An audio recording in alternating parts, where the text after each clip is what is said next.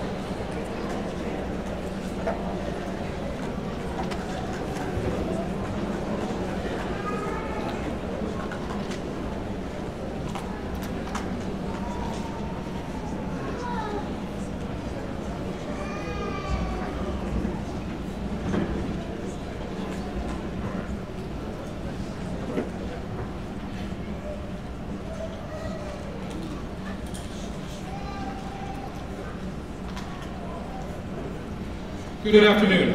My name is Scott Kraft, and it has been my privilege to be the middle school high school principal for the New London Community School District during the 2013-2014 school year. I would ask you at this time to look at the insert in your program.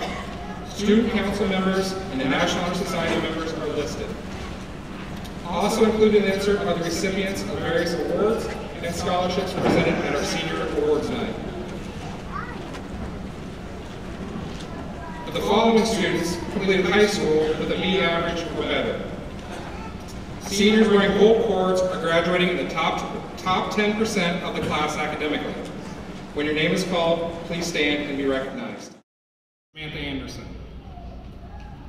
Sarah Holtkamp, Addie Lounsbury, Ashlyn Brown, Janice Sinclair, Mateo Krishner, Corinne Reed, Danielle Holt, Mihaela Jewett, Kristen Allen, Ashley Davey, Gabriel Elan, Kyle Oliver, Brianna Stevens, Samantha Kuntz, Jaron Swales, Dietrich Todemeyer,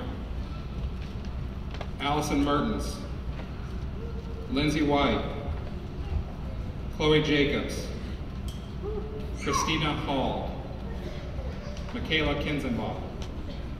Join me in congratulating these individuals.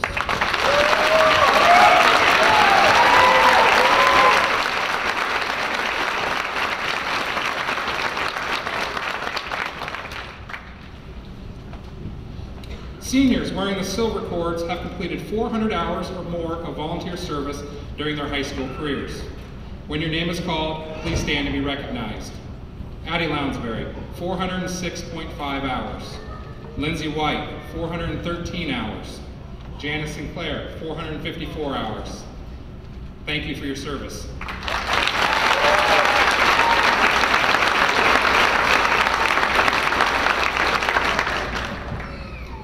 The highest academic awards that a school can bestow are salutatorian and valedictorian awards. It is my honor to introduce the salutatorian of the class of 2014, Sarah Holtkamp.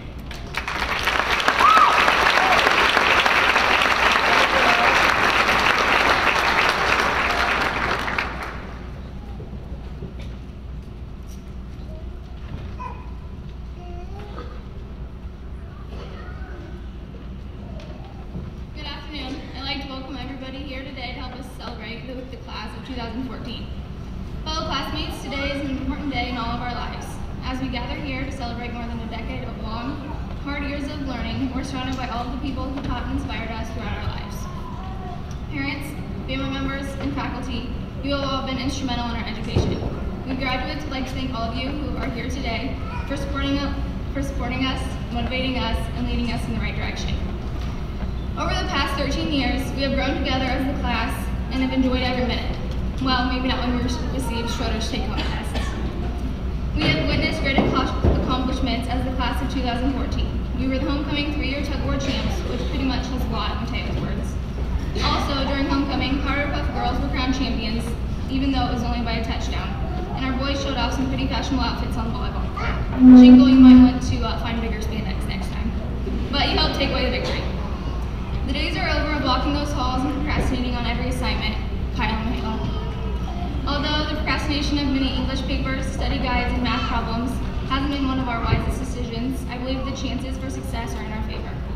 Hopefully our teachers will not harbor bad feelings due to our failed attempts to distract them from their job or the endless whining for a free day. Mr. Kraft, you may be able to breathe now that the class of 2014 is out of your hair. You won't have to worry about Braden getting another concussion from popping a balloon with his head. And you won't have to be on the constant lookout for John's anticipation to put a cow in the library. Thank you again for being here with us on this sentimental day. We especially want to remember our classmate Malcolm Mabel, who was taken from us 6 days ago. He will always hold a special place in our hearts. It has been a pleasure to be part of the class of 2014, and I will always hold you close in all my memories. Thank you.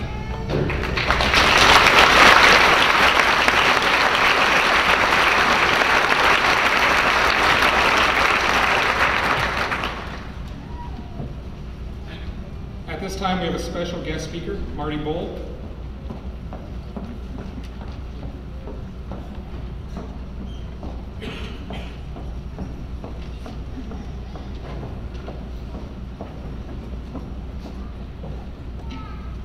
That was a longer walk than I thought. I should have sat closer. Let's get down a little bit. There. Good gravy, there's a lot of people in this gym. So I'm a little nervous, so instead of looking at everybody out here, I'm just going to focus on you guys. Otherwise I might fall down or pee my pants or something. So anyway, I honestly can't believe that it's here already. It seemed like literally yesterday you guys were on the playground playing and picking your noses and acting like little brats. I want to thank you so much for honoring Malcolm at your graduation and the many things you have done throughout the years to keep his memory alive. Some would say what amazing tribute to Malcolm's life the class of 2014 has done, which is true. But more than that, what an amazing tribute to who you guys are, who the class of 2014 is. Your thoughtfulness and kindness is something to be looked up to all those underclassmen and to everybody in this gym. That being said, there's one thing I want you to remember on your graduation day. I want you to remember this day is about you, of all that you have accomplished. It's okay to remember Mac, but please don't be sad for him. I know that sounds a little bit crazy, but he wouldn't change where he is, for where you are, for anything in this world. I want you to think about your lives for just a minute and think about your purpose. What are you on this planet for? Are you here to make money? To be successful? To to be happy or to be all that you can be? I think we will all have different answers to that question. But if you can just bear with 1 minute, I'd like to tell you where I am. When Mac died, I thought my life had ended. It was a pain that I cannot describe that started at the pit of my stomach and literally took my breath away.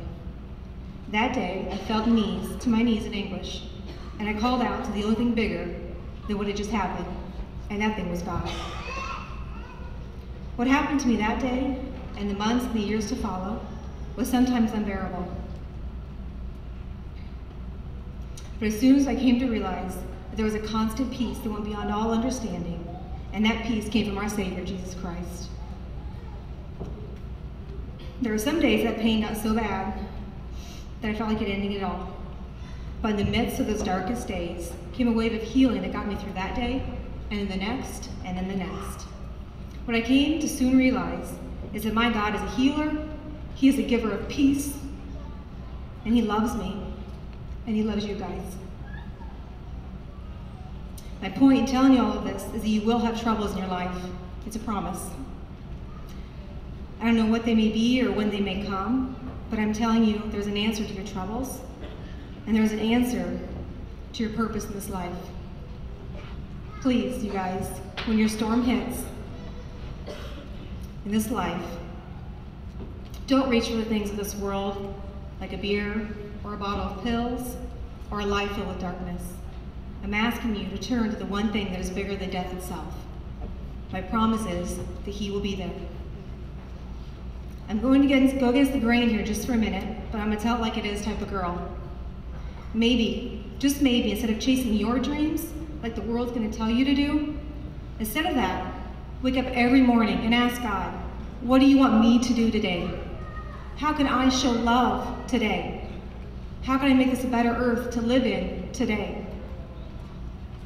There will be many people out there that will tell you you're too young to change the world, to do anything, to do something that no one else would think of doing.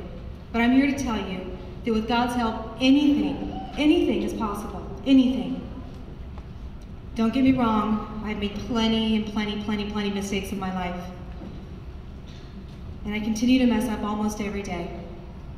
But through God's grace, I just get up the next day and I try again. So please, use your gifts, use your talents. You guys are such wonderful individuals. Use those talents the way God intended them to be used. He will use you, I promise, if you let Him.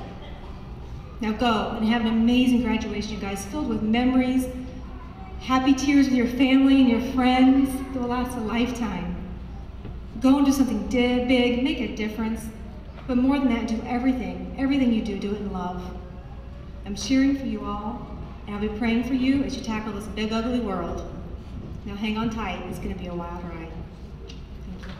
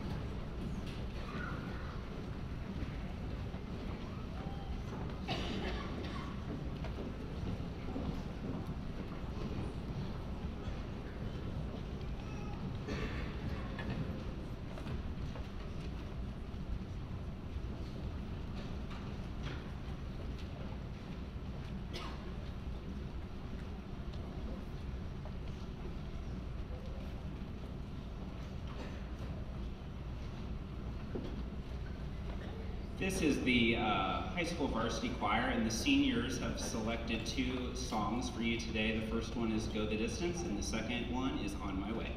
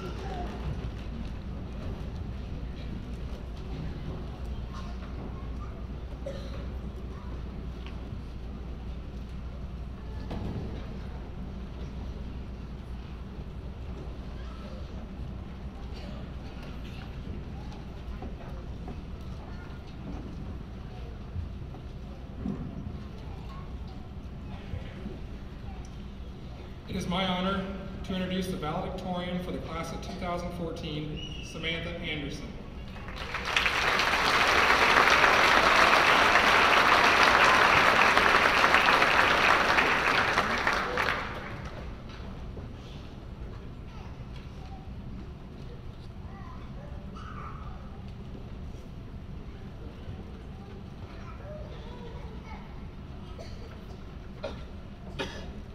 Welcome friends, family, teachers, and board members to the commencement ceremony of the graduating class of 2014.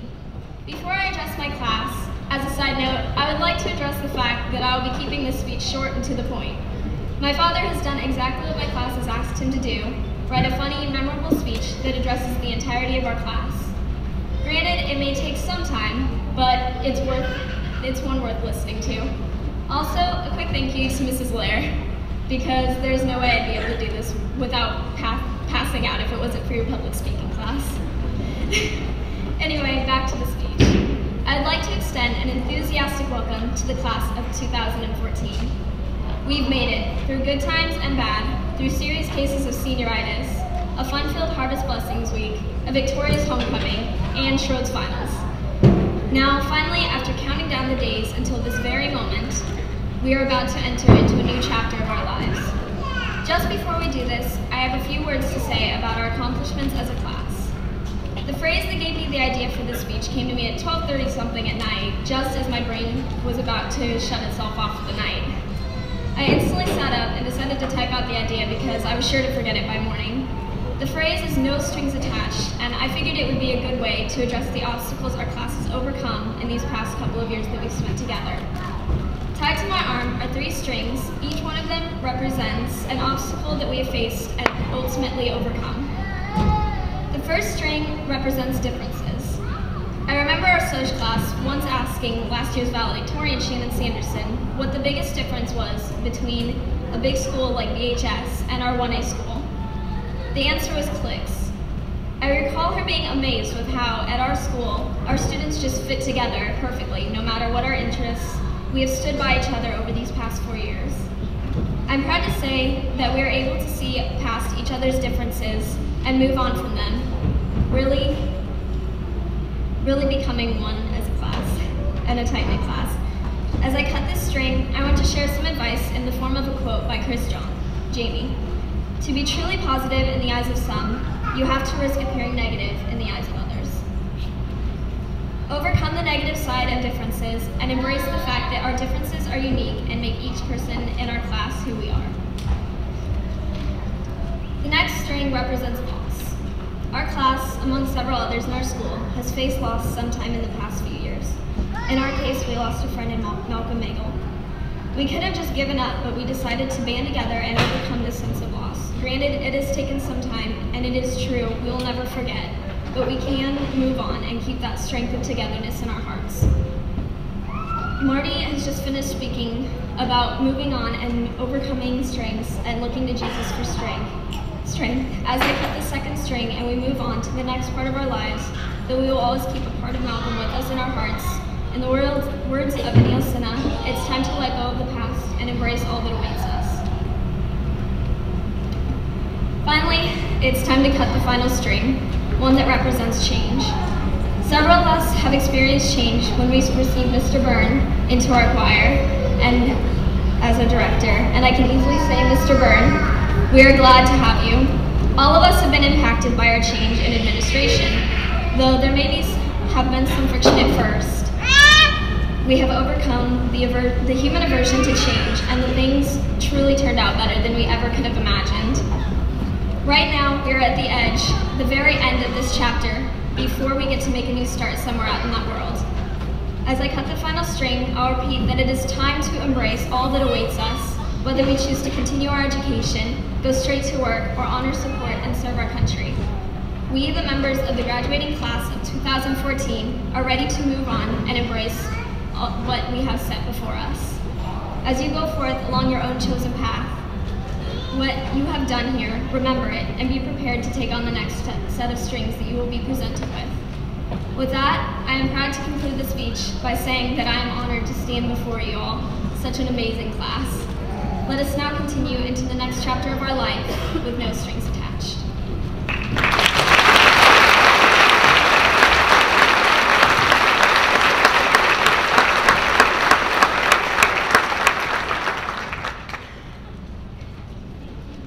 Congratulations, class of 2014. And yes, Samantha, there was a serious case of senioritis, but as often the case, common sense prevails, and we did not end up with a cow in our library, so thank you. It's a great class. It's also my privilege to introduce this year's commencement speaker. Pretty much everyone knows him, especially all of the seniors who asked him to speak at this very important time in their lives. And everyone knows him as our 5 through 12 band instructor. So let's have a nice warm welcome for this year's commencement speaker, Arnie Anderson.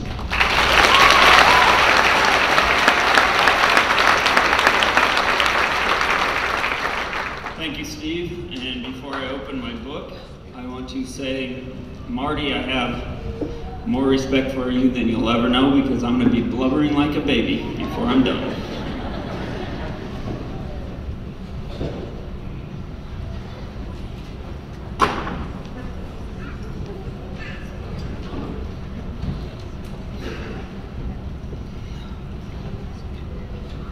Good afternoon, parents, family, friends, teachers, school board members, party crashers, and the New London class of 2014. It was Winston Churchill who said, "A good speech should be like a woman's skirt, long enough to cover the subject and short enough to create interest." Well, I apologize, because this speech is more like an evening gown, full length with a train, literally, and parts of it cut pretty low just to keep your attention. I even told the band sitting back there that they might want to bring a pillow. So if you feel the necessity to get up and go to the restroom, go home and let the dog out, or call your family so they don't send the police to your house for a welfare call, I will totally understand. When Gina Anderson approached me in December and said the class of 2014 would like to know if I would speak at commencement, I gave her an enthusiastic yes. She seemed a bit taken aback and said, "Well, that's not the response I was expecting." "Really?" I asked. "I think it's quite an honor." She simply smiled as she walked away and said, "It is an honor." I suppose it's not too late to change my mind, huh? So I called my friend Nancy Pelosi and I asked her for advice. She said, "Arnie, you'll be fine. But you know what? You should charge $20 per student speaking fee." I thought about it, but I thought you parents paid enough in unexpected fees yesterday, so I'd better not. Where's my mom in the audience? Okay. Wanted to make sure you were sitting down for this next part. I started working on this speech in January. I know, right? I had this great idea to speak on how it was our job to teach you how to fail so you can learn from your mistakes and be successful. Well, that all changed a few weeks later when Ashlyn Brown approached me in the band room and said, "I hope you're going to speak about each one of us individually. That's why we picked you." "Oh, of course," I said. Smiled back. The same time my gut was thinking, "I think it's quite an honor, you idiot." However, I must admit, as I took the next 5 months writing the speech, I feel I've really come to know these kids better and built some relationships that I never would have made otherwise. Now let me take you back to the fall of 1986. I was a college freshman off to Ames to attend Iowa State University. My mother, whom you've all just recently met, presented me with a 12-inch black licorice gummy rat. Why, you ask? I stopped asking that question a long time ago. It's just something my mother does. Anyway, who would have guessed that this gummy rat would become my token of inspiration for the next 8 years of my college education? Yeah, 8 years. I said it was a gummy rat, not a miracle worker.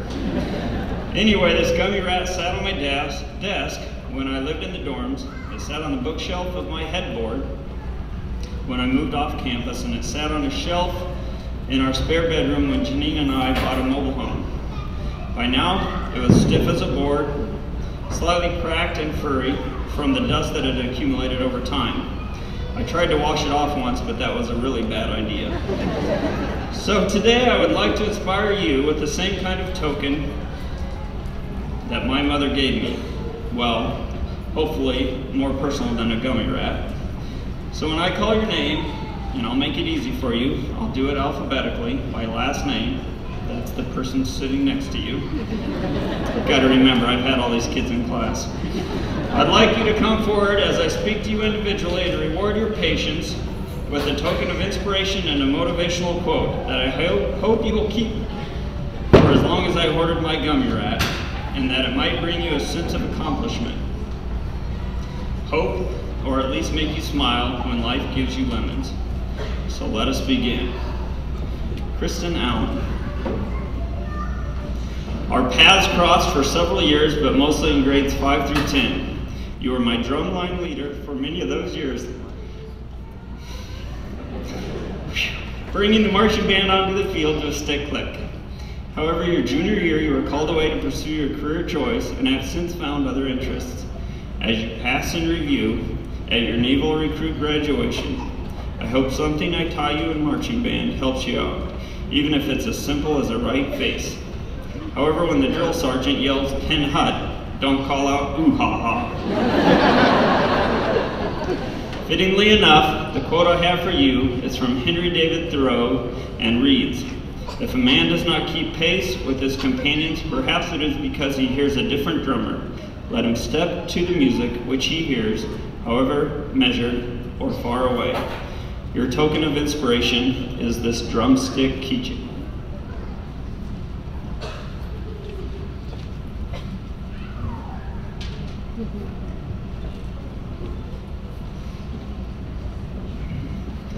Cody Bartles.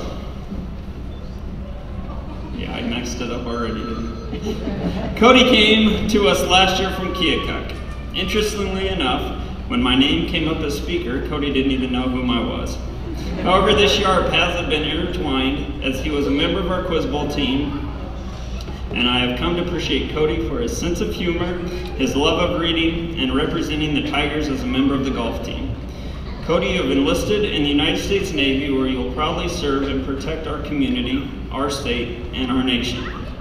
My brother-in-law is a Master Chief in the U.S. Navy, where he has served for 29 years. During this time, he was deployed on the USS Maryland, a nuclear submarine, which was the first military craft to fire into Iraq during the Iraq War. To remind you where you came from and where you are going, your token of inspiration is this golf set engraved with the Fighting Mary's seal.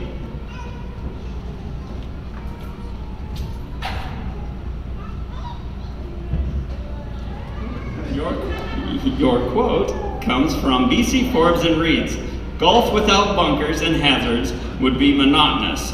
So would life." Thank you for serving and make us proud.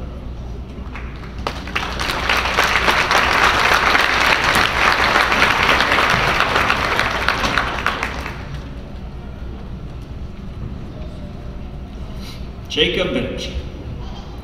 Jacob, our paths did not cross much during your time here in New London. I found out at the award ceremony on Tuesday night that Jacob is pursuing a welding career. You are the strong, silent type who does his thing without fanfare or fame.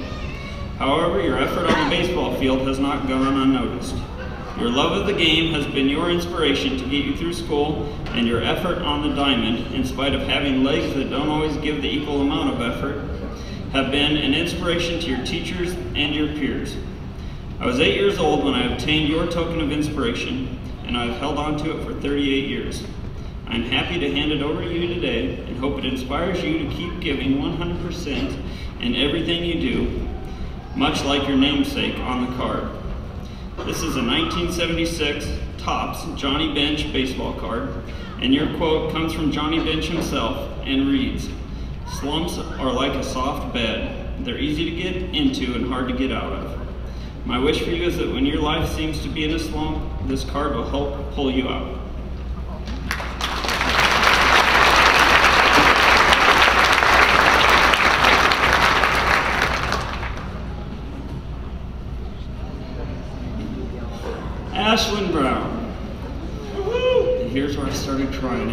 practice.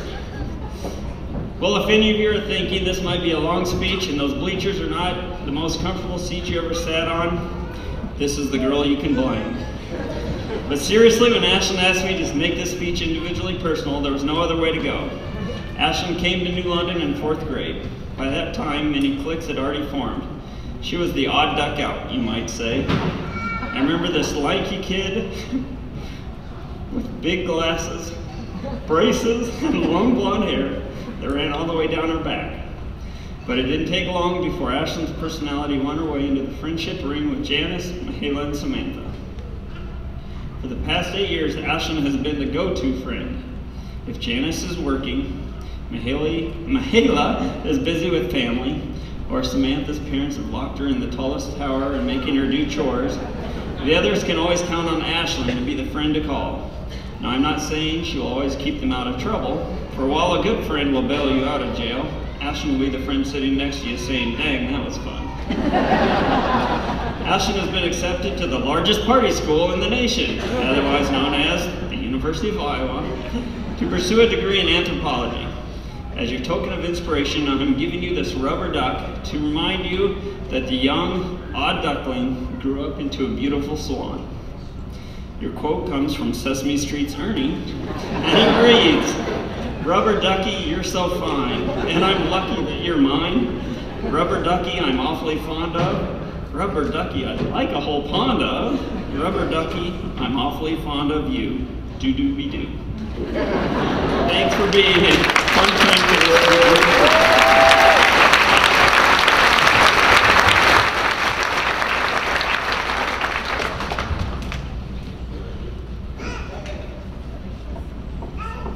Brody Burns.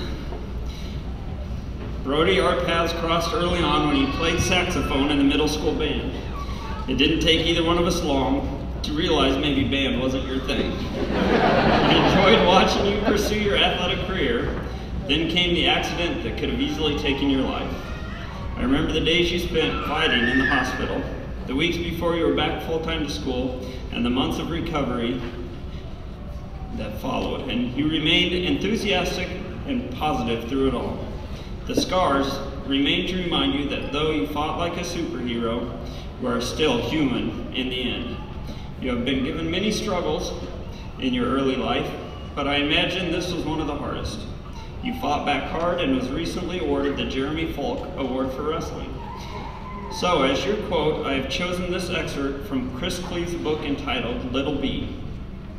I ask you right here, please, to agree with me that a scar is never ugly. That is what the scar makers want us to think. But you and I, we must make an agreement to defy them. We must see all scars as beauty, okay? This will be our secret, because take it from me, a scar does not form on the dying. A scar means I survived. Your token of inspiration is a box of Mickey Mouse Band-Aids.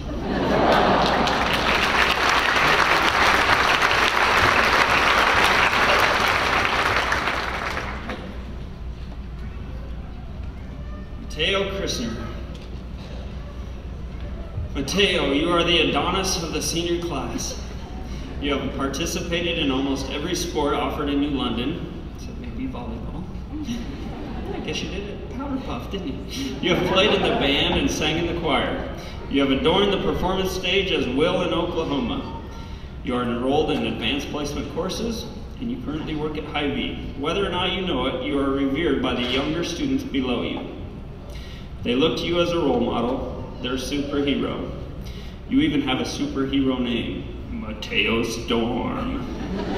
As you graduate, attend college and enlist in the ROTC program, I hope you realize that the younger students from New London will continue to look up to you and wish you all the successes you set your sights on. As your token of inspiration, I am giving you this superhero Smurf with a quote from Arnold Schwarzenegger. Strength does not come from winning. Your struggles develop your strengths. When you go through hardships and decide not to surrender, that is strength.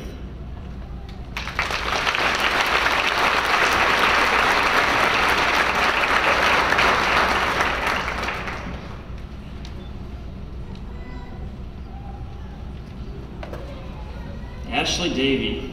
Is Ashley comes up here. Ashley cleaned my office last week to make up for a lesson. She even moved her token of inspiration and didn't realize it was hers. But Ashley has been my right-hand lady in the flute section for 8 years. Over the past 4 years, I put a lot of pressure on her with multiple solos. 3 of the 4 years, she put pressure on herself by performing a solo for the Iowa High School Music Association Solo and Ensemble Festival. She really pushed herself outside of her comfort zone with every performance. She would be so nervous, she would shake, sweat, and practically pass out. Ashley is definitely a better flautist than she will give herself credit for. While searching through the quotes while writing my speech, I found this quote from David Nichols' book entitled One Day, and I immediately thought of you. It reads, "You're gorgeous, you old hag, and if I could give you just one gift ever for the rest of your life, it would be this, confidence. It would be the gift of confidence. Either that or a scented candle. Since I don't know how to box up confidence, I got you a scented candle."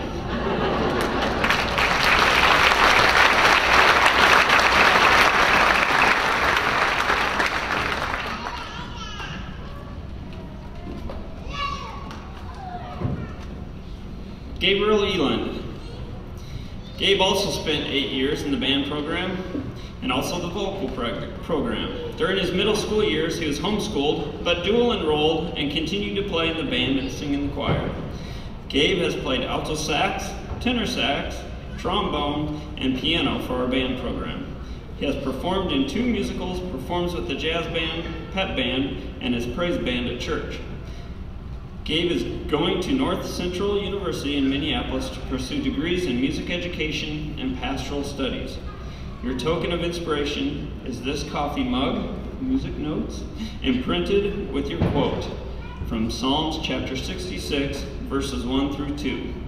"Shout for joy to God, all the earth. Sing the glory of his name. Make his praise glorious."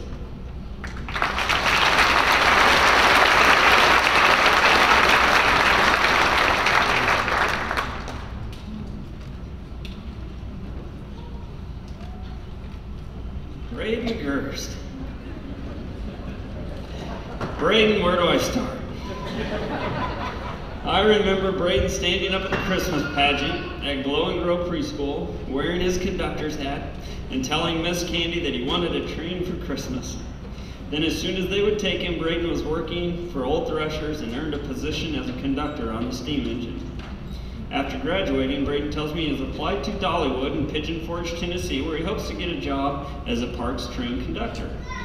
My most favorite memory about Braden is when he lost the Paul Revere's pizza sign from the top of his vehicle while delivering out on Jimtown Road and offered the student body and teachers a free large pizza to the person who could find it. Braden has a simple Forrest Gump sense of humor about him. But Braden, even Forrest Gump, made a fortune by investing in some fruit company called Apple and started Bubba Gump Shrimp Company.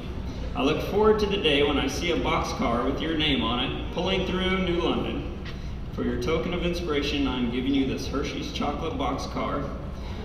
And your quote from Forrest Gump, some of you might have guessed it already. My mom always said, life is like a box of chocolates. You just never know what you're going to get.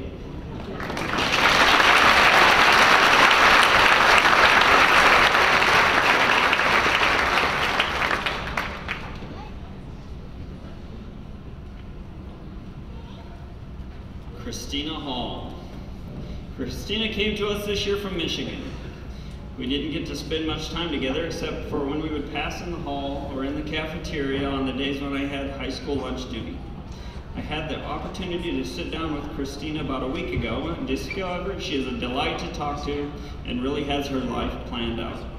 She plans to attend SCC in the fall and get an associate's degree in medical coding. After that, she plans to attend a 4-year university and get a degree in teaching history or art. Christina was in a relationship with one of our students and really set this young man on the right course, making sure he made positive choices and the teachers noticed what a great example Christina was. Unfortunately for him, she has since ended the relationship. However, I know that wherever life takes Christina, she will be guiding light to all of those her life touches. And so for your token of inspiration, I've chosen a red lighthouse, much like the one in Holland, Michigan. And your quote is from Cassandra Clare's novel, Clockwork Angel, and it reads, "Whatever you are physically, male or female, strong or weak, ill or healthy, all those things matter less than what your heart contains. If you have the soul of a warrior, you are a warrior. All those other things, they are a glass that contains the lamp, but you are the light inside."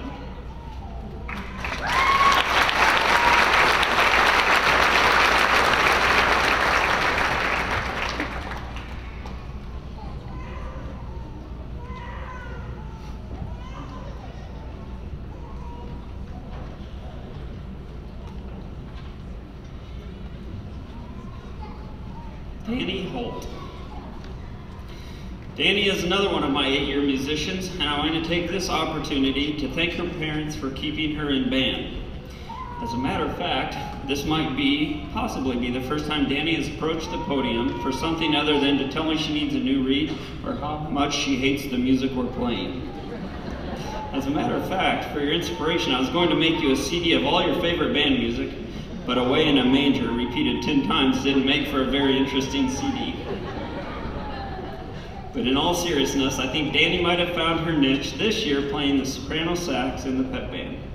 Danny recently qualified to represent the New London Tigers at State Track in Des Moines this Friday, and she is signed on at Waldorf College, where she'll be a member of the first ever Waldorf College track team.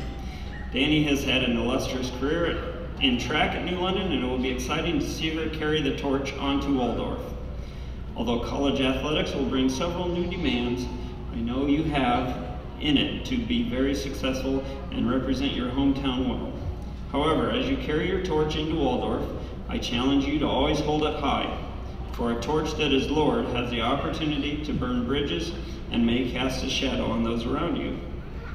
When the burdens of balancing exams and study rooms, exhaustion of meets, and the pressure of roommates seems to be too much to handle, I hope this torch-carrying Smurf inspires you to push on. Your quote comes from the department store mogul, James Cash Penny, and it reads, "I cannot remember a time when the golden rule was not my motto and precept, the torch that guided my footsteps."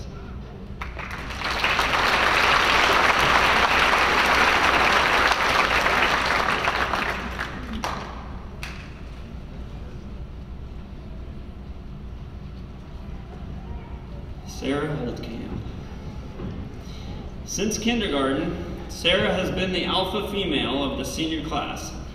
She has been active in varsity athletics, varsity choir, secretary of the student council, homecoming queen candidate, active in the blood drive, member of the quiz bowl team, and vice president of the National Honor Society. However, the role that I associate with Sarah, and one that I am sure she will cherish for a lifetime, is the unofficial captain of the Powder Puff team. Many nights of practice were held on the Holtkamp yard to create memories that our high school is built on. Photos adorn all of the senior girls' Facebook pages of activities they did in high school, but almost every girl has been tagged in at least one pic from the Powder Puff games. Sarah has a way of leading by coming up with great ideas and politely convincing everyone involved that possibly they might have come up with that idea if only they had thought of it first. She is also a very humble way of giving the entire group credit when her ideas work out. Sarah, your gift is this bottle of baby powder. When you need an ounce of inspiration, I hope you'll twist the cap, give it a gentle squeeze, and reminisce about the glory days of Powder Puff. Your quote comes from the book entitled A Game of Thrones by George R.R. Martin, and it reads, "When the snow falls and the white winds blow, the lone wolf dies, but the pack survives." As you pursue your degree in elementary education at UNI, I know you will continue to be a successful leader of the pack and relish in the successes of all that you immerse yourself in.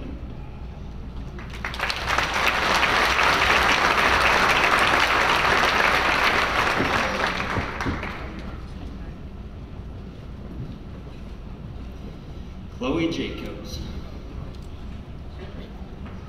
Chloe is our artist of the group. Her talents have created such things as the murals on the art room wall and the new KTTV logo. Chloe has her own website where she displays and sells the majority of her artwork. Not only does Chloe design great artwork on paper and canvas, but she is also not shy about using herself to express her creativity and designs in a very unique manner. Chloe plans on majoring in graphic design in the fall. Chloe is one of the softest spoken kids in the school, but her artwork speaks volumes. For your token of inspiration, I've chosen a bottle of nail art, complete with glitter. And your quote is from the artist Pablo Picasso, and it says, "Go and do the things you can't. That is how you get to do them."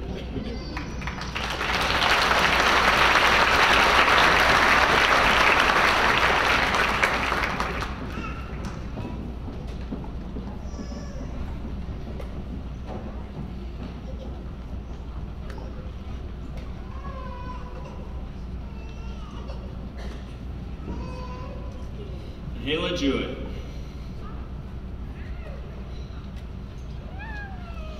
One of my original three musketeers. The pink Power Ranger, the eye patch kid. Mahala has been like an extended part of our family. Mahala came to beginning band night and fell in love with an old beater of a horn that Doc McFerrin had up for sale. Her positivity and determination to make that horn sing really paid off, and Mahala has earned the spot of principal trumpet in the band, has soloed twice this year, once with the concert band and once with the marching band, and went to 3 honor bands her senior year. Mahala earned the Semper Fidelis Band Award from the Marines for her loyalty and dedication to the band program. Mahala has the most positive attitude and always strives to find the best in people. She is accepting of everyone and very seldom has a negative thing to say, unless, of course, it's a disrespectful middle schooler that Mahala has decided to use as an example for a teaching moment. I've spent a great deal of time with Mahala at athletic events and at musical events, and I'm always impressed with her can-do attitude.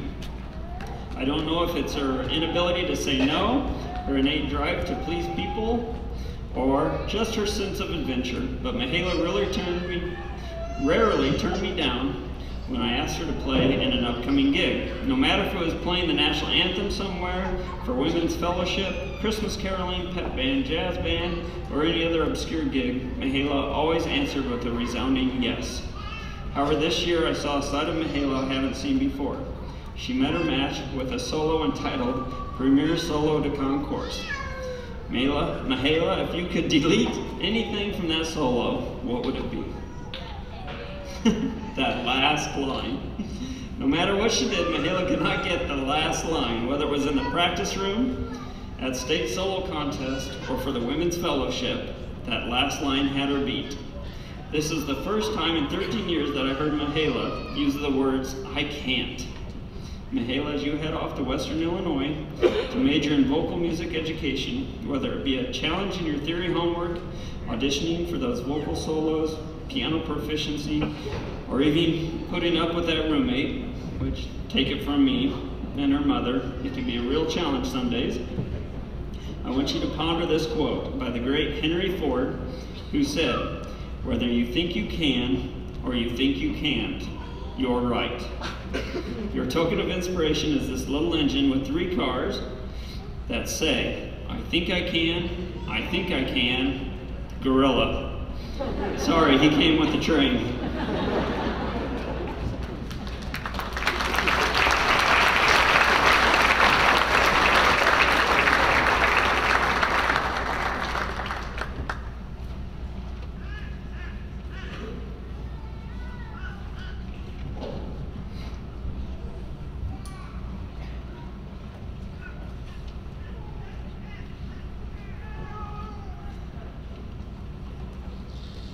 Nora Joe.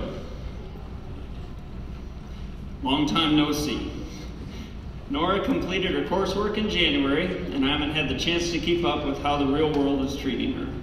While she was in school, Nora was the strong, silent type. She has a strong foundation and has been a pillar of strength for her family and her friends. Nora came to New London during her high school years. She kept her eyes in her school books and her nose to the grindstone and was able to complete her requirements early and has been attending classes at SCC in Keokuk. While attending New London, she's a positive influence to other students in her class. She always takes the time to listen and has the strength to defend the weakest underdog on the face of the earth. Nora, your token of inspiration is this David Rock, and your quote is from the teen novel, If I Stay by Gail Forman. It reads, "This is you I like, but the you who you are tonight is the same you I was in love with yesterday, the same you I'll be in love with tomorrow. I love that you're fragile and tough, quiet, yet kick ass."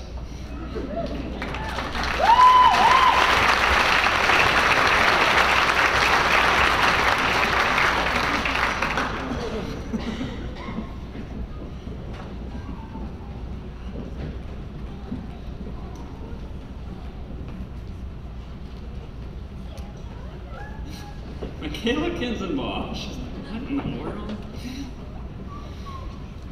I only had Michaela in one class. She was enrolled in my final class of History of Rock and Roll. The semester of that class, which I had written the curriculum and syllabus for, covered, believe it or not, the history of rock and roll. Pretty much the development of rock and roll from the roots of slave music, blues, ragtime, jazz, swing, bluegrass, rockabilly, Woodstock, and into the Beatles. Students signing up for the class were dismayed to find out that they weren't going to learn about Slayer, Motley Crue, Skillet, or Jason Derulo. Most of the students had shut down by the second quarter.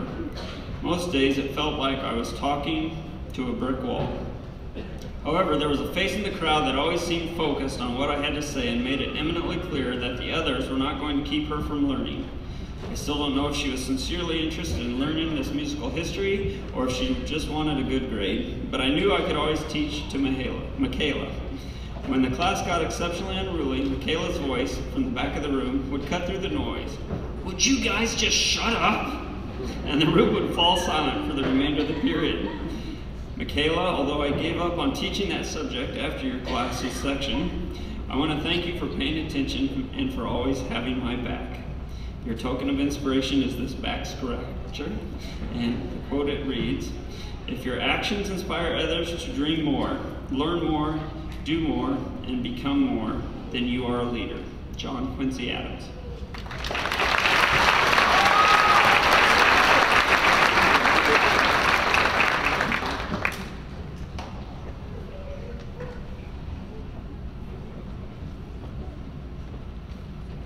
Katie Kirkpatrick.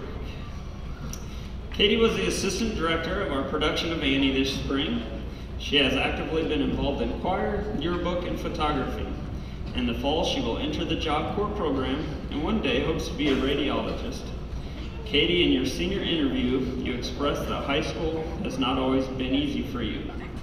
Today, your token of inspiration is this piece of coal, or better yet, a sample of carbon atoms.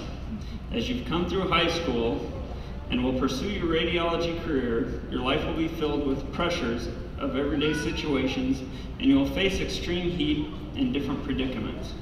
Like this piece of coal, you have a bit of a dark side, but you're also filled with a fierce amount of energy. Your quote from C. Joy Bell C. reads, "Diamonds are held under tons and tons of pressure, extremely high temperatures of fire, and shuffled under shifting of tectonic plates for a long, long time. Yet when they come out from there and are put on display for their beauty, does anybody stop to evaluate the diamond based upon all the crap it's been through and say, remember that disgusting hole it used to be in? I bet it was hell in there." No, people don't remember where a diamond has come from. They just see the beauty of it now. But it wouldn't have become so beautiful, you know, if not for all of that.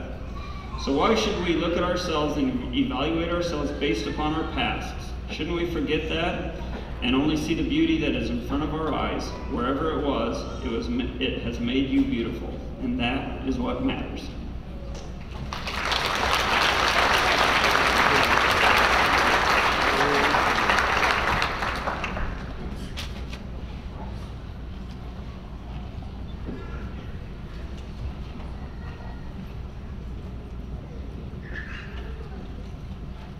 John Knapp.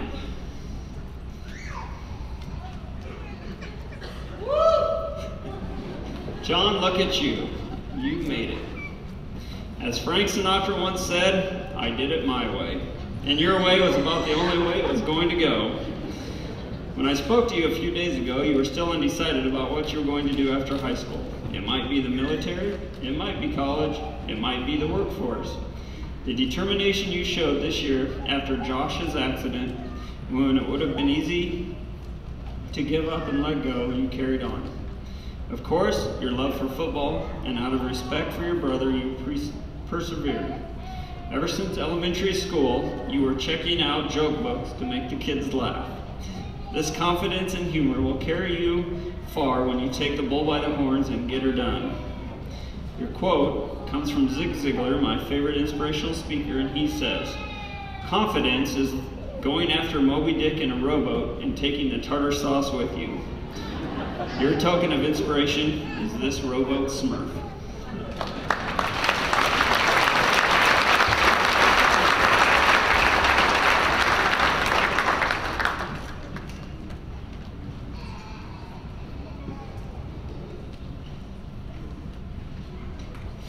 Sammy Coons. Sammy, it would be easy for me to stand up here and talk about the great athleticism you have displayed in high school. After all, you have signed your letter of intent with the Iowa Central Community College Tritons to play softball in Fort Dodge. But as I said, that would be the easy way out. And that is not what I remember most about Sammy Coons. What I remember most is Sammy's determination and conviction to stand up for what is right. My favorite example, I think she knows where it's going. My favorite example, and I have to be careful here because I know Jan Brown is in the audience, takes us back to January. It was a Friday and there was a big basketball game that night. The menu was macaroni and cheese. Sammy came through the line while I was on lunch duty. I remember Sammy deciding to take on Michelle Obama and the Healthy Kids Act in a solitary stand against oppression. She was bound and determined to defy the law and get herself more mac and cheese. Although Jan didn't give in, there was extra mac and cheese at the end of the lunch period that was sold for 50 cents a scoop. Sammy changed the world, or at least the Iowa School lunch program, single-handedly for a brief matter of minutes that day. Sammy, keep sticking it to the man, and you will change the world. Your token of inspiration is this box of Kraft macaroni and cheese, and your quote comes from the late Robert Kennedy and reads, few will have the greatness to bend history itself, but each of us can work to change a small portion of events. It is from numberless, diverse acts of courage and belief that human history is shaped. Each time a man stands up for an ideal or acts to improve the lot of others or strikes out against injustice, he sends forth a tiny ripple of hope, and crossing each other from a million different centers of energy, and daring those ripples to build a current which can sweep down the mightiest walls of oppression and resistance.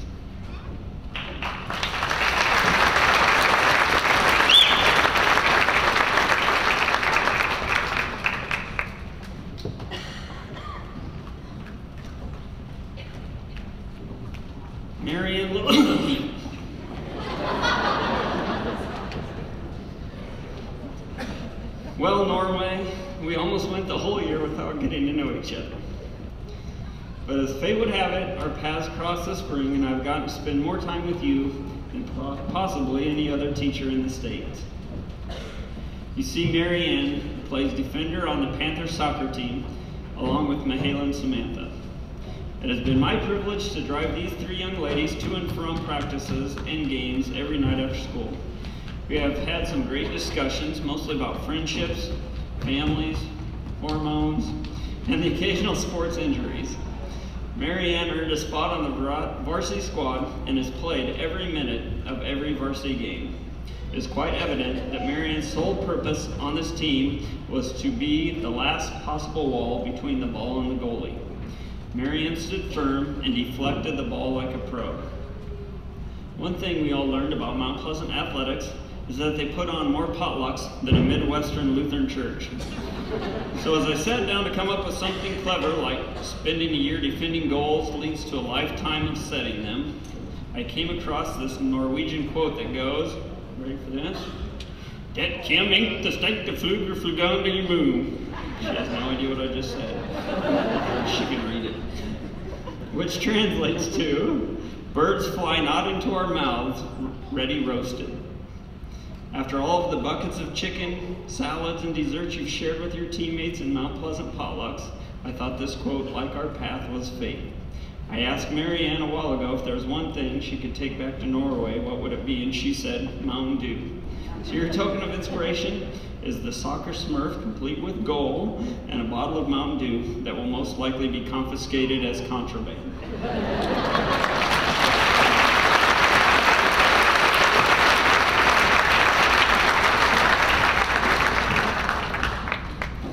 Courtney Lincoln. We're half done. Courtney came to us from Waco in January. She was considering dropping out of school and settling for a GED, but knew that wasn't going to be an option. Thanks to the Mertens family, Courtney was able to attend New London and stands here today as a high school graduate. Although in the move, she had to give up a true friend and a dog she named a Rebel. Through wins and losses, a little angel named Lacey Halsworth was there to fight with her favorite team, Michigan State. And through tough wins and near losses, Michigan State was there to fight cancer with Lacey. Lacey lost her battle with cancer in April of this year. Princess Lacey is what the entire university called her. She was their biggest fan. She had an extra special relationship with basketball player Adrian Payne. At a vigil held on the Michigan State campus, head coach Tom Izzo had this to say. So if you can take something from a bad situation and make it good, when you're struggling, finals coming up, tough times, something goes wrong at home, think how lucky you are to have what you have, and learn from Lacey that you don't have to be the biggest, the strongest to be tough. You just got to have a mentality, and mentality has no size. This quote is tied around the neck of your token of inspiration. Courtney, you are a rebel, a fighter, or you wouldn't be graduating today. Therefore, your token of inspiration is rebel.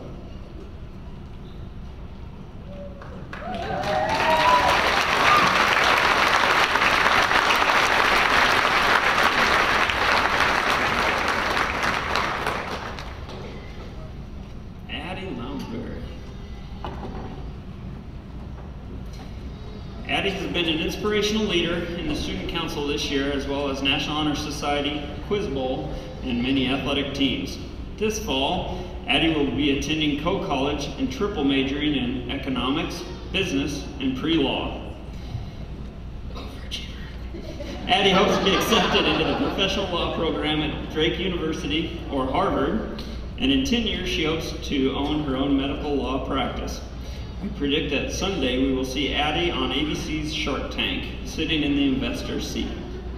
Addie, I will never forget the generosity you shared when you took Samantha into your home while Jack was in Iowa City a few years back. Your compassion for humanity, your cutthroat attitude for success, and your superb organizational skills will take you to places you have only dreamed. Your quote from Zig Ziglar reads, "Don't be distracted by criticism. Remember, the only taste of success some people have is when they take a bite out of you." And your token of inspiration is this wind-up shark.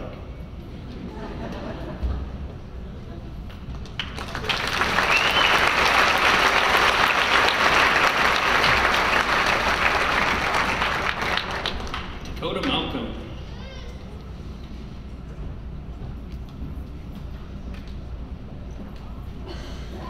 Probably not another person on this list that is happier that this time has come to an end more than Dakota. We both know school is not your thing and you were just biding your time to get this diploma and get on with your life. We tried to mold you into what we wanted you to be, but you would have nothing of it. If Kristen marched to a different drummer, you were doing the waltz to a hip-hop beat.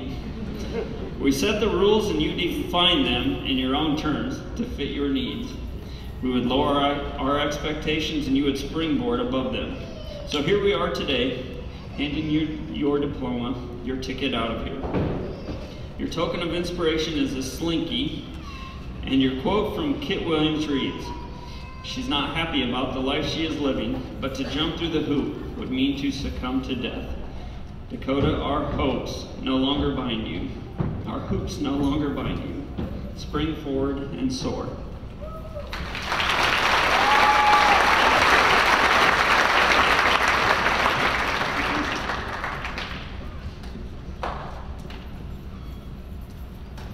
Allison Mertens. Allison has a huge heart, an eye for art, and a considerable amount of wisdom. This spring, Allison opened up her home to Courtney, a person she had never met, in order that she could make a better life for herself. Allison is very accepting of everyone and never utters a demeaning or degrading word about anyone. Allison works at the New London Nursing and Rehab Center in the evenings and weekends, taking care of the patients there. She plans on attending SCC in the fall and pursuing an art degree, which is a wise decision because Allison's pencil artwork is phenomenal and seems to come to life on the page. Allison, you have a heart of gold, you're sharp as a tack, and you always get to the point. Therefore, I have chosen your token of inspiration to be this Blackheart Beauty pencil sharpener, and your quote says, "Every artist dips his brush in his own soul and paints his own nature into his pictures."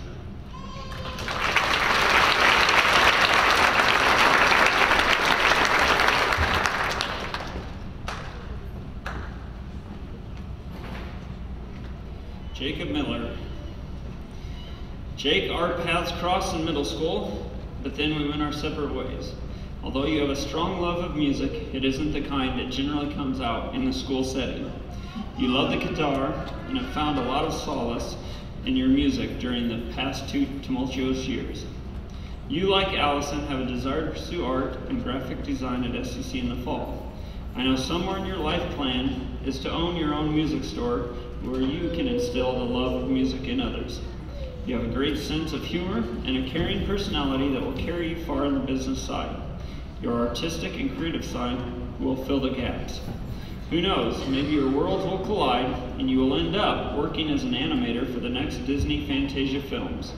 For your token of inspiration, I'm giving you this Maestro Mickey, and your quote comes from Ludacris and reads, "My work is like my vacation, so in a way, every day is like Saturday."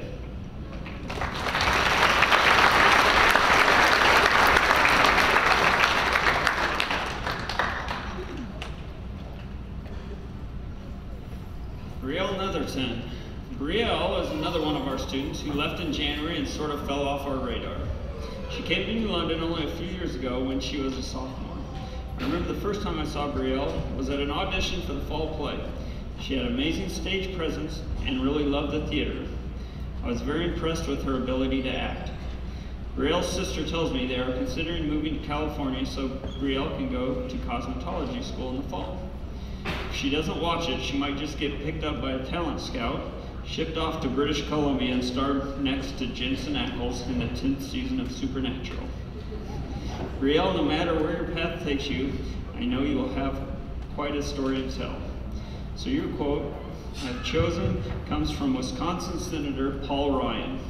He says, "Behind every small business, there's a story worth knowing. All the corner shops in our towns and cities, the restaurants, cleaners, gyms, hair salons, hardware stores, they didn't come out of nowhere. And your token of inspiration is this Phantom of the Opera mask."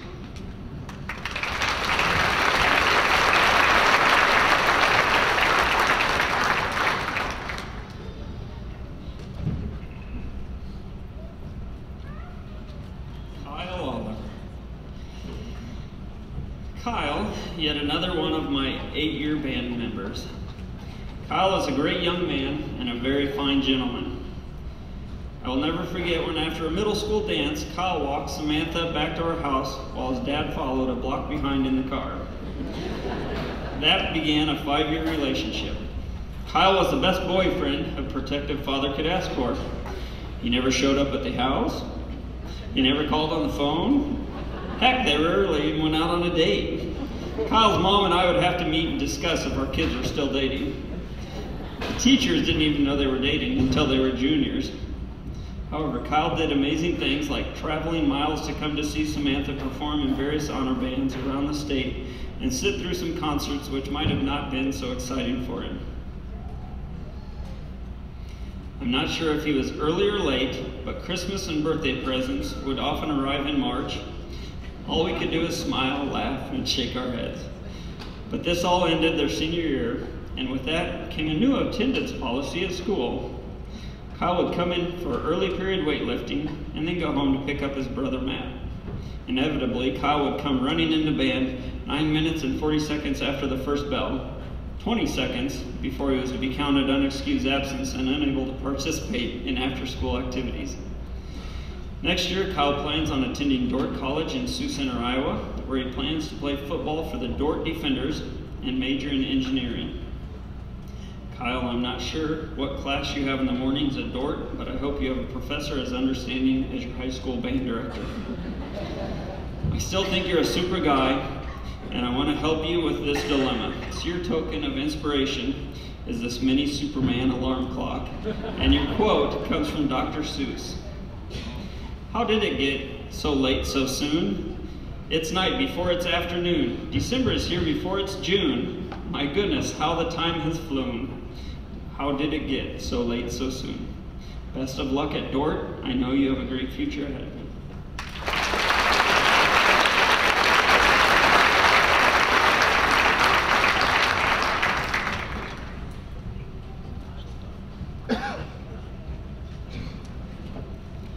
Getting dinner back there. Alec Patterson. Al is our working man. He comes to school and puts in 5 hours, and then it's off to the land of the Golden Arches. Alec has earned himself a managerial position at McDonald's where he works another 8 hours. He has an apartment in Mount Pleasant for the late nights when he knows he can't make it back to New London safely. I remember the early days of high school. GameStop would announce a midnight release of the next Call of Duty or some other role-playing game. Teachers had a pool whether Alec would be at school that next day. Your odds were in favor to bet not. If it wasn't for the mentorship of Mr. White, I'm not sure Alec would be here today. Alec, you have a great personality and a true ability to lead. I'm sure someday you will own your own business, whether it be in fast food, GameStop, or whatever your heart desires. Just remember this, take time to play those games because all work and no play makes Jack a dull boy and Jill a rich widow. Your token of inspiration is this video game controller eraser, and your quote is from the popular author Anonymous. It goes, life is a pretty cheesy game, but at least it has good graphics.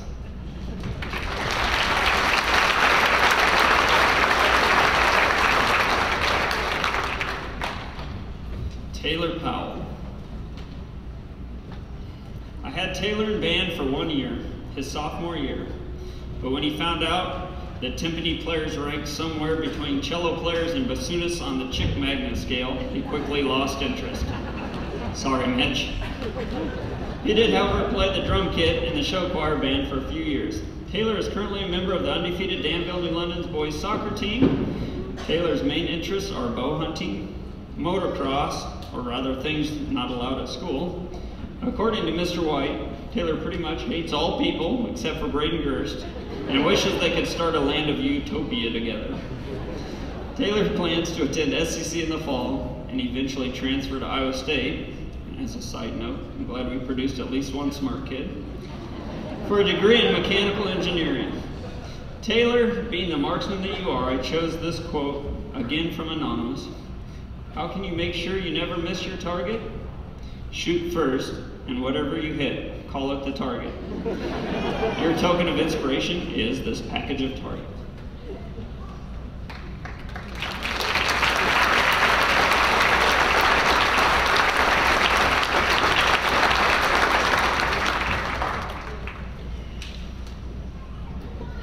I'll give you another word of advice as you sit down. Tutors at Iowa State are free.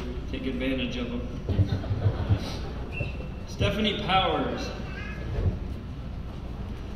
Stephanie, my little chatterbox. Stephanie could utter more words while on stage for a concert than the fastest speed talker giving a commercial disclaimer. Stephanie played flute for me almost 7 years until it became too difficult to find a ride from Lowell for the performances. Stephanie did get the chance to travel to Orlando with the band on the ever-famous Jellyfish Tour on Cocoa Beach. Stephanie completed her coursework in January and started working at Main Street Market and is now at Casey's. She recently got a promotion. In the future, she hopes to attend SEC and major in nursing. Stephanie, you have experienced more than most girls do over their high school year. I know your dad is watching over you today and proud of the young woman you have become. As you pursue your nursing degree, I am positive that these life experiences will make you an empathetic listener and a superior nurse. Your quote comes from Albert Einstein, one of the world's greatest minds, and he said, "Education is what remains after one has forgotten everything he learned in school." Your token of inspiration is the spinner from the game of life.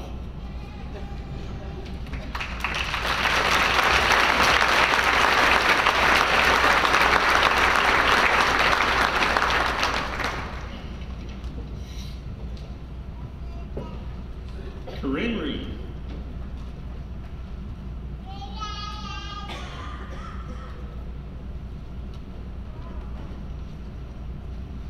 Corinne is another one of our immigrants who came to New London her sophomore year. Corinne has been another one who spent most of her free time on the job site at McDonald's, which according to her, she truly hates. Or maybe she was just having a bad night when she exclaimed it to me loudly at the drive-in window on Tuesday night. When I spoke to Corinne on Monday, she wasn't sure what the future would hold. She spoke about heading west to Bellingham, Washington to pursue her education, although she isn't sure what career path she wants to follow.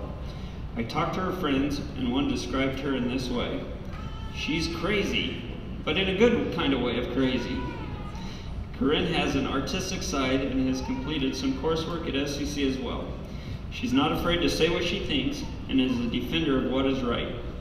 Corinne, your quote comes from Eminem, and it reads, "The truth is you don't know what is going to happen tomorrow. Life is a crazy ride, and nothing is guaranteed."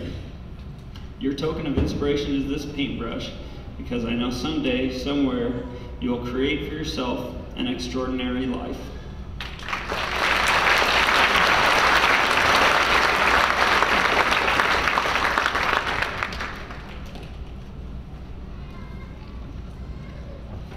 Debbie Rippingtrucker.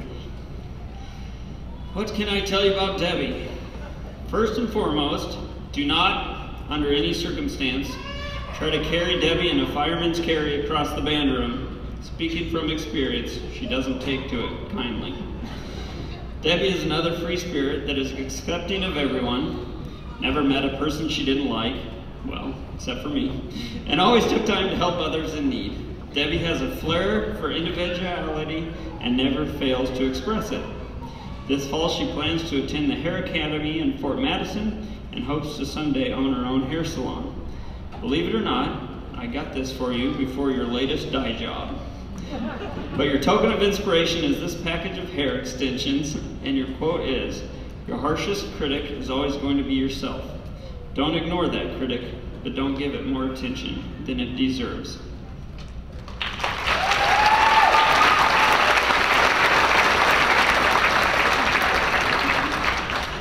She really likes it.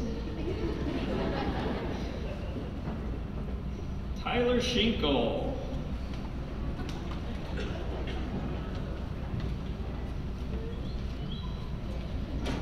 The class clown. Tyler, you have surrounded yourself with humor for as long as I can remember.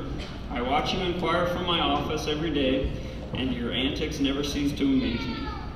Your classmates will miss your silliness, and I'm sure the military will try to run it out of you. The only advice I can give, speaking from experience, is this. The first 40 years of childhood are the hardest. You have participated in almost every sport for varied amounts of time, but I think the thing you will remember most about high school is the time spent with Kyle, Braden, and Mateo. You have found a brotherly love bond in these guys, and I'm sure it is something that time nor space will ever separate. Tyler, I mean you no offense with your token of inspiration, because I would not change a thing about you if I could. but your tokens of inspiration are these items, because I find you a little nuts and a bit of a yo-yo at times. Your quote comes from the novel To the Limit by Cindy Gerard. Growing old is mandatory, growing up is optional.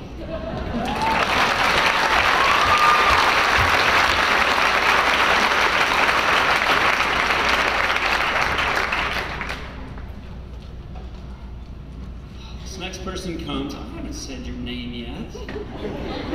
This comes with a disclaimer. I want everyone in the room to know I talked to Janice's mom, and I even had Janice read this word for word, so they all know. Janice, you're like the daughter I never had. The daughter who sneaks out at night, goes to parties, doesn't come home until 4 in the morning, if at all. And I won't mention your love for lemonade. And when I say I'm hard, I'm not talking frozen. But in all seriousness, I have known you longer than all of the other students except one sitting here today. For me, you have been nothing but respectable, hardworking, honest, and have become a great leader in the low brass section. You have overcome great obstacles in your high school career. You spent time in the hospital, gained a stepfather, and unexpectedly lost him 8 months later. Worked long hours to help your mother, who is already working 2 shifts just to make ends meet. All of this, and you still managed to become a member of the National Honor Society, were selected as one of the charter students for our new Communicative Arts class, where you served as the talent news anchor of the school's news program, KTTV. Accumulated 456 silver cord hours, finished several college-level courses, and graduates today with a cumulative GPA of 3.6. Janice has enlisted in the National Guard and has begun her training in Cedar Rapids. I know her humanitarian nature will lead her to do great things for the Guard as well as for the citizens of the state of Iowa. Janice has not met a stray or homeless animal because as soon as she comes across one, it has found a new home with her. Janice worked at McDonald's and also volunteered for a disabled lady in our community, fixing meals, cleaning her home, and any other services that were necessary for the woman to maintain a normal lifestyle without leaving her home. I could go on and on all day about Janice's special characteristics, but the thing that stands out the most is obvious at this moment is Janice's infectious smile. I've seen Janice struggle, but through it all, she always smiled kept a positive outlook on life. Janice, you are the true American sweetheart. I hope this quote and token of inspiration helps you through some hard times by remembering all of the fun we shared over the past 18 years. So here it is, a tube of toothpaste with a quote from Annie, and based on your wish to someday live on a nudist colony. I can't make this stuff up, folks. I find it quite fitting that it says, you're never fully dressed without a smile.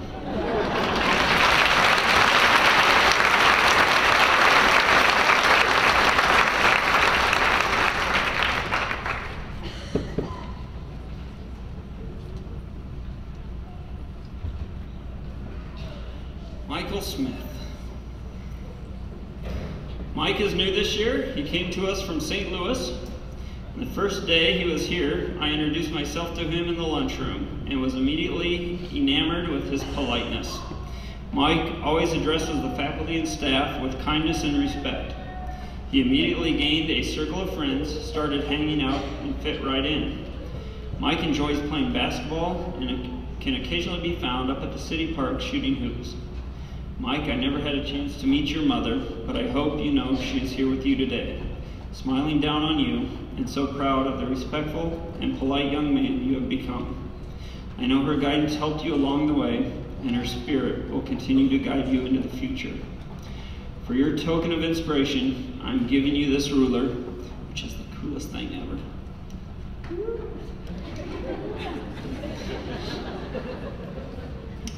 Your quote is from Thomas Macaulay, and it says, "The measure of a man's real character is what he would do if he knew he would never be found out." It's been a pleasure to have you in our school.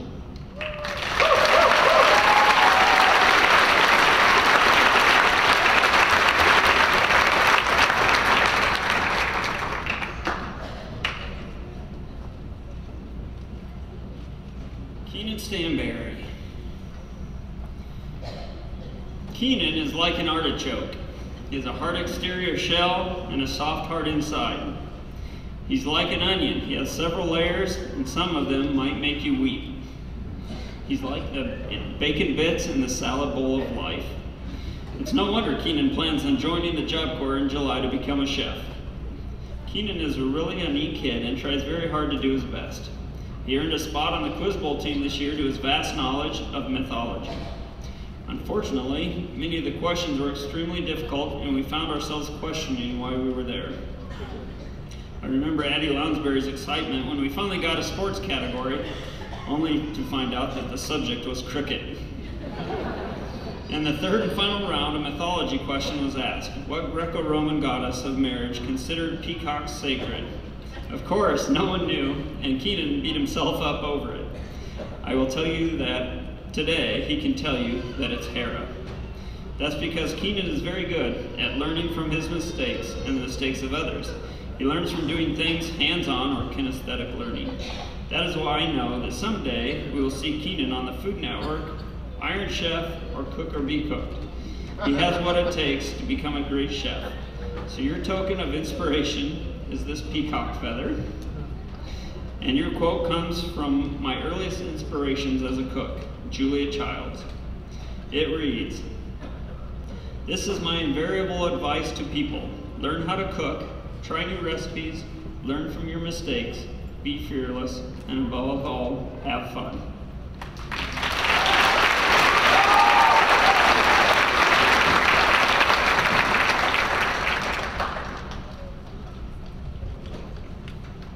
Brianna Stevens. Brianna is a spirited young lady. She was a member of the homecoming court, led the 2013 girls golf team to a 5th place state finish. And yet when I think back of all the activities she has participated in, whether it be volleyball, basketball, band, powder puff, and so many more, there's one constant that always stands out in my mind. That constant has been your token of inspiration for as long as you can imagine. The little voice on your shoulder helping you make the right choices. The rambunctious voice in the stands encouraging you to do your best. The voice on the sideline having your back when you're faced with an injustice. And that voice in our heads when things didn't happen like we had planned. Have you guessed it yet? Your mother. Your mother has been a solid foundation for you and your strongest supporter of everything you have chosen to do. In your senior interview, you said she has never given up on you and always pushes you to be better than you were the day before. How can I match inspiration like that? You have me beat. So as you go on to SCC and eventually transfer on to earn a degree in physical therapy, I'm giving this framed picture of you and your mom to take with you in this quote from Oscar-winning actress Diane Keaton, who said, "My mother was really my partner in every project that I had. She was just the great enabler of my dreams."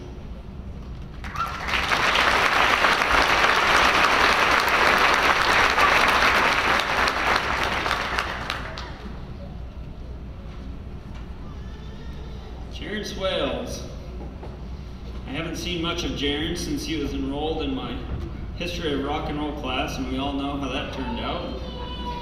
Actually, I've heard Jaron has talked about how much he enjoyed it, so I must have been doing something right. Jaron has participated in football and wrestling since he was able to walk. He recently was honored with the Jeremy Folk Award for his wrestling accomplishments. Jaron looks to Iowa wrestler Tony Ramos to help him inspire him in his wrestling career. This summer, he will work for Glacier Ice Company and plans to attend SCC in the fall. Jaron is a scrapper and believes in fight now and ask questions later.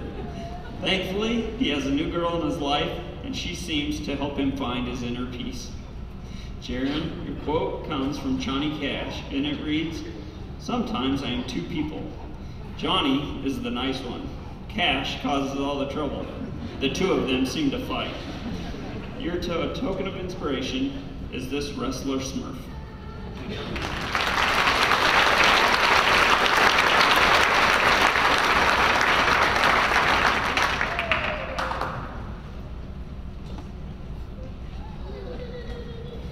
Dietrich Totemeyer. Dietrich probably has lost sleep since he found out I was going to speak about him. After all, I've tormented him and his brother for the past decade. Dietrich is a euphonium player in the band, has played for all of the 8 years. His dream job is to raise zebras on the Totemeyer farm, but knows he'll probably have a better income with the family's herds of South Pole cattle founded by Teddy Gentry. Dietrich plans to attend SCC and major in agriculture, continue to make tenderloins and his signature steak burritos. Is that what it is? Steak and cheese burritos. So after today, go to the, well, he won't be there. Monday, go get a steak and cheese burrito from Dietrich, shortstop. Probably won't be long with all that money he's making before he has a zebra in the barn. And yet I digress. Dietrich and I share a very special bond that started late last year and carried over into this year. Actually, even Friday. It's simple, really. Dietrich makes cookies, and I eat the cookies. I realize that he's getting the better end of the deal, but it's something I'm willing to sacrifice to keep him happy. So Dietrich, for inspiration, I couldn't think of anything that might make you happier than this collection of Winnie the Pooh cookie cutters, complete with Pooh, Piglet, Tigger, and Eeyore. Your quote is from A. Mill's book, Winnie the Pooh, and it says, "Promise me you'll always remember, you're braver than you believe, and stronger than you seem, and smarter than you think. Wherever you get, whenever you get time, I'll be happy to sample some of those cookies. You know where I am."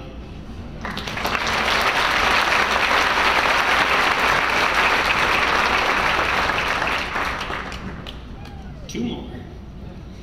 Gabe Whaley. Gabe Whaley just showed up on our doorstep one day, and Mr. Kraft decided we should keep him. It wasn't long before our paths crossed. At about 2 o'clock every day, nature would call, and I would head to the faculty restroom. Inevitably, the door would be locked, and I would have to use the high school boys' restroom. After about 2 weeks of this, I decided I would wait it out. Believe it or not, out popped the new kid. Thanks to Kim, Gabe was set straight, and I once again claimed the restroom as mine. Okay, probably more than you wanted to know, but hey, I've already written 40 of these paragraphs and I was running out of ideas. Gabe, when you graduate, I'm afraid I'm going to leave the music room on Monday and find Mahaley lying in the hallway, unable to stand on her own. After all, you've been holding her up for almost an entire year. Gabe recently got hired on to work in the kitchen at New London Casey's. I see him walking to work after school almost every night. I am not sure what Gabe has planned for the fall. It may be a toss-up.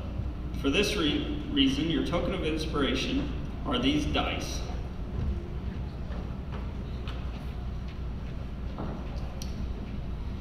And your quote comes from Stephen King's novel, Full Dark, No Stars. Life is fair. We all get the same 9 months shake in the box, and then the dice roll. Some people get a run of 7s. Some people, unfortunately, get snake eyes.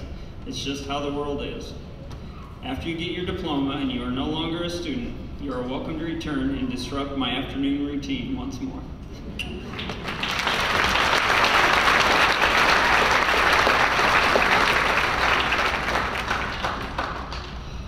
Finally, Lindsay White. What do you know? You made it to graduation. So, Peggy, does it make you nervous that I get to say the last word before she's out the door? It should. Lindsay played flute in the band until her senior year. I think she figured she had learned all I was going to teach her. She must have felt that way about all of the teachers, because this last semester she would arrive at 8 o'clock, spend a few hours, and then decide to leave. I'm not sure if anyone knew where she was going, but I heard rumors that she was attending afternoon classes at SCC. When she's not at school, Lindsay works at Hy-Vee in Mount Pleasant, where she raises money to continue her education in nursing. Medicine is a great career choice for her and her family. However, I'm not sure that SCC teaches the tribal techniques of the Native American medicine man. You see, it is my theory that Lindsay's house is built on an ancient Indian burial ground. The family suffers from unexplained illnesses that the highest trained doctors have trouble diagnosing. Oh sure, they can throw out big names like atrial ectopic tachycardia and tell you it's rare, But did they even once consider building a sweat lodge in your backyard and performing special rituals to appease the angered spirits? I'm just throwing it out there. You have noticed that both houses on each side of you are for sale, right? But all of that aside, I am happy that you are pursuing your dreams for the nursing field. So to help make sure the correct dreams come true, your token is this: a Native American dream catcher.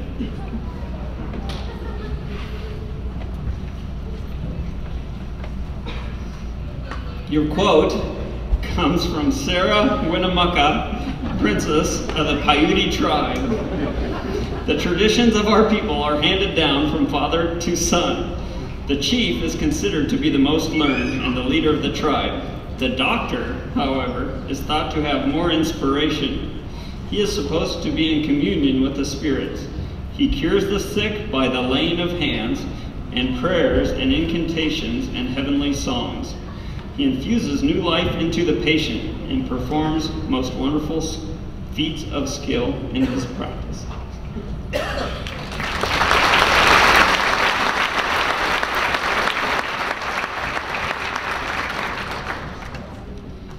Samantha Anderson. I saved you for last because I'm not guaranteed to make it through this. Samantha, your mother and I are so proud of you for your accomplishments. You've graduated as valedictorian, president of the National Honor Society. You have maintained a cumulative GPA of 4.005. You have shook hands with the governor, amassed total scholarships of over $5,500, stepped up as a keeper your senior year for Mount Pleasant Soccer, was 1% of all high school musicians selected for the All-State Band, recipient of the John Philip Sousa Award and the National Choral Award. I could go on, but I think I've made my point. You have created big shoes to fill, your own. As you head off to Western Illinois to major in theater, I know you will give them the same care, determination, and effort that you have given the faculty and staff in your 13 years at New London. I've enjoyed sharing all of your experiences with you and look forward to what your future brings. I am still dumbfounded how your mother and I created such a gift as you, but God does work in mysterious ways. Your token of inspiration is this Converse shoe, and your quote comes from Queen Latifah. If there are kids who want to follow in my footsteps, I'd say that my shoes are too big for them to fill, but their shoe size is just perfect. Now, go out there and break a leg.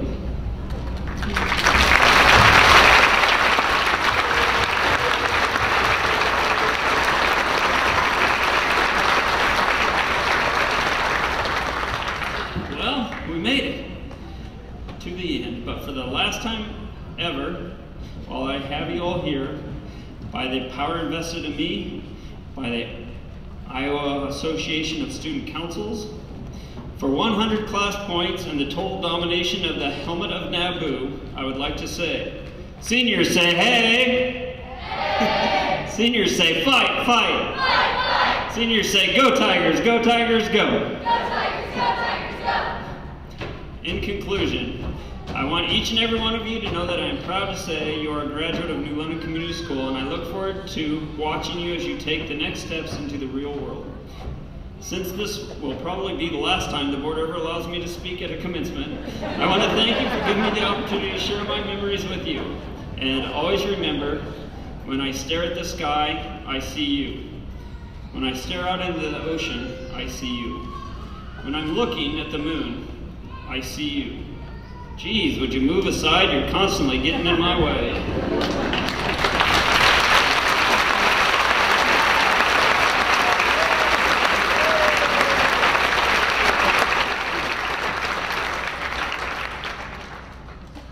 Thank you, Mr. Anderson. At this time, Mrs. Allison Lair will present the Academic Achievement Awards.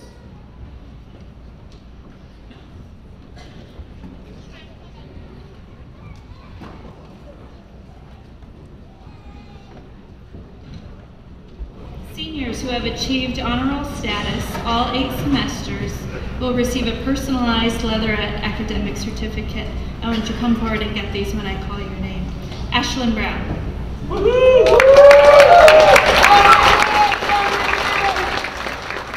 Mateo Christner.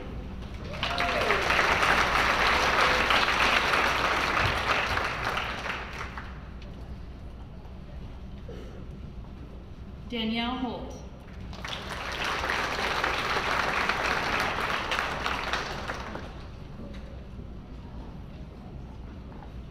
I didn't look at the names. You guys might have to do some trading here in a minute. Janice Sinclair.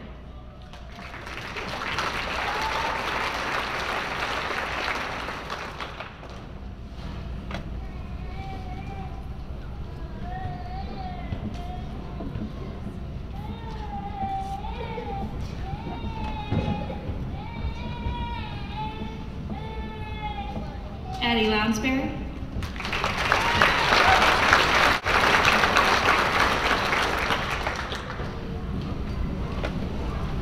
Sarah Holtkamp.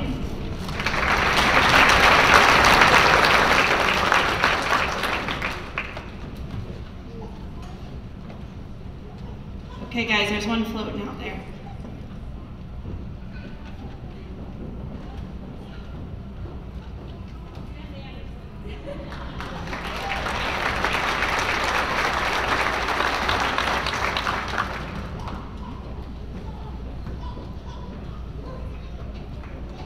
And the seniors who achieve high honors for all 8 semesters of high school have attained ultimate scholastically. They receive a certificate and a personalized plaque to commemorate this outstanding accomplishment. First one is Samantha Anderson.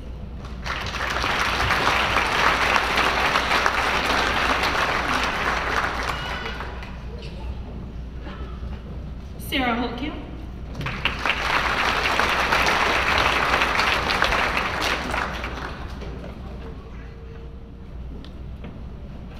And Addie Lounsbury.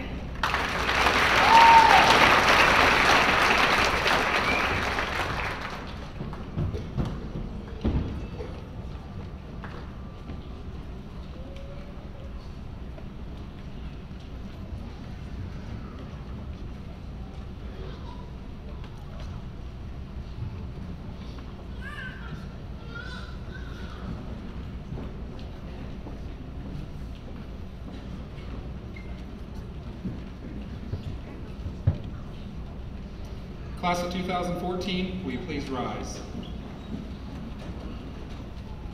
Mrs. Hempen, the members of the senior class have met the academic requirements as prescribed by the Department of Education, State of Iowa, and the local requirements as directed by the Board of Education of the New London Community School District. I present them to you for graduation.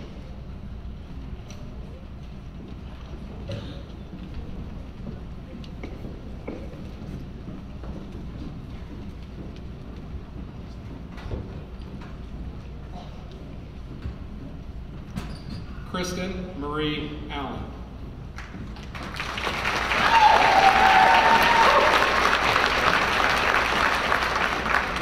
Samantha M. Anderson.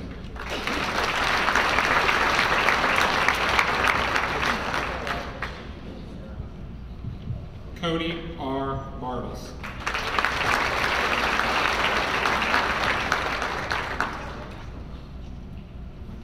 Jacob R. Bench.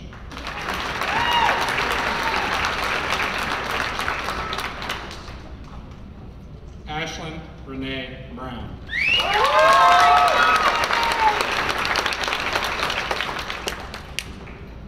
Brody Carson Burns.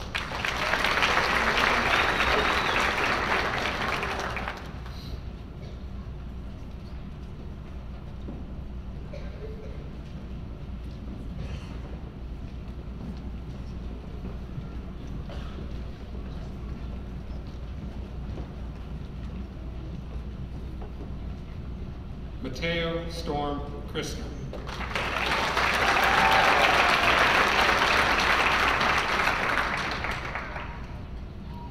Ashley Leanne Davey.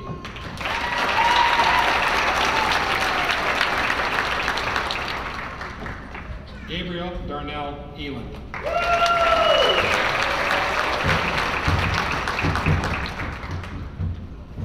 Braden Howard Durst.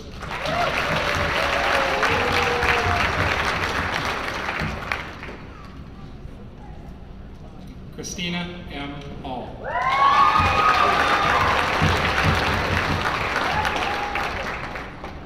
Danielle Hannah Holt.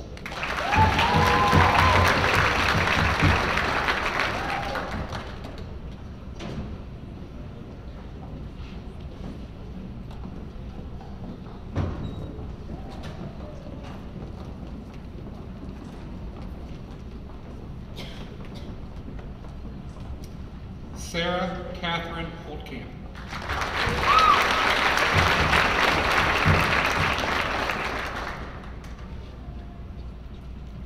Chloe Elizabeth Jacobs.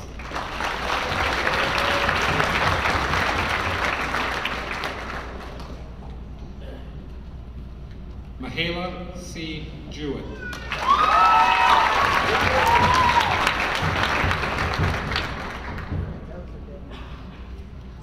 Nora D. Joe.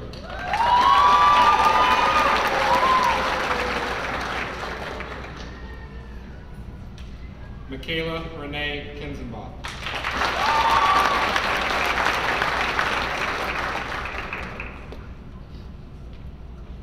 Katie L. Kirkpatrick.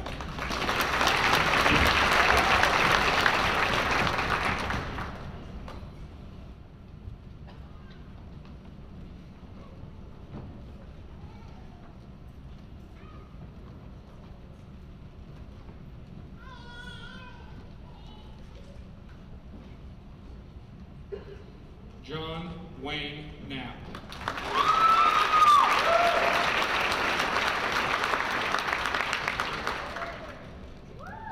Samantha Jo Kuntz.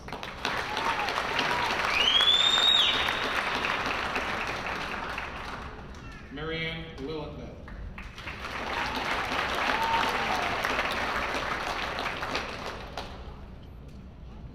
Courtney Lynn Lincoln.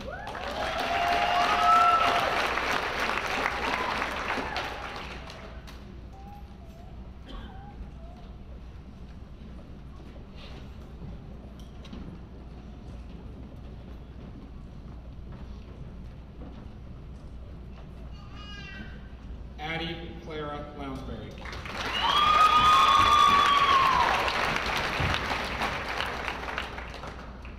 Dakota Jean Malcolm.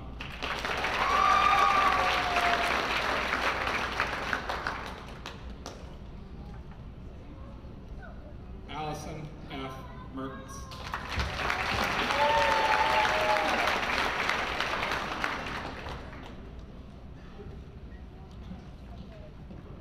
Jake W. Miller.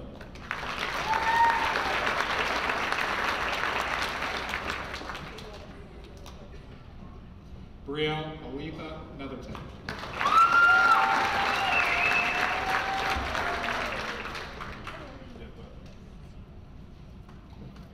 Kyle J. Oliver.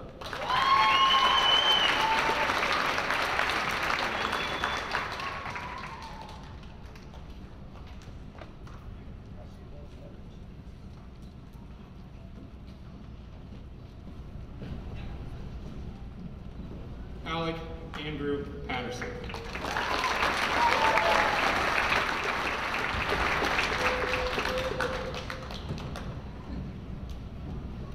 Taylor R. Powell.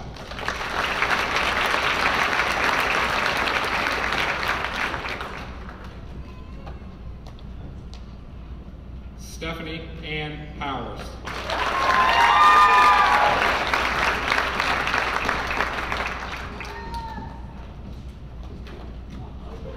Corinne Navarre Reed.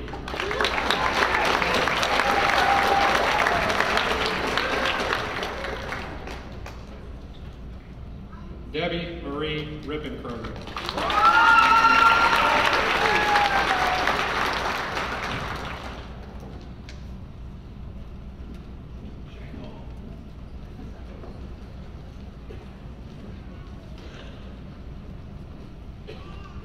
Tyler D. Schenkel.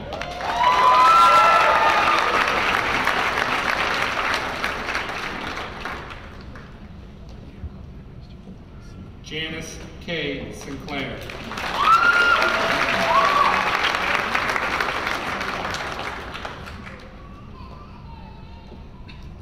Michael DeJuan Smith.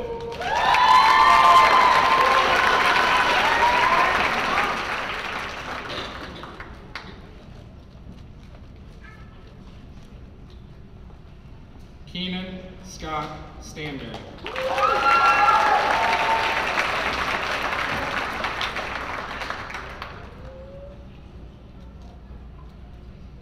Brianna Nicole Stevens.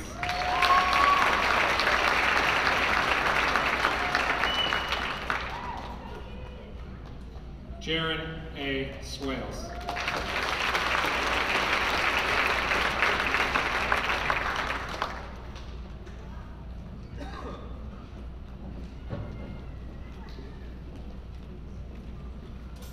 Dietrich C. Totemeyer.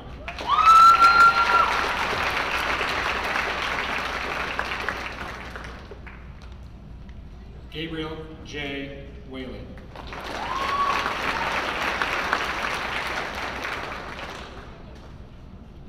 Lindsay Nicole White.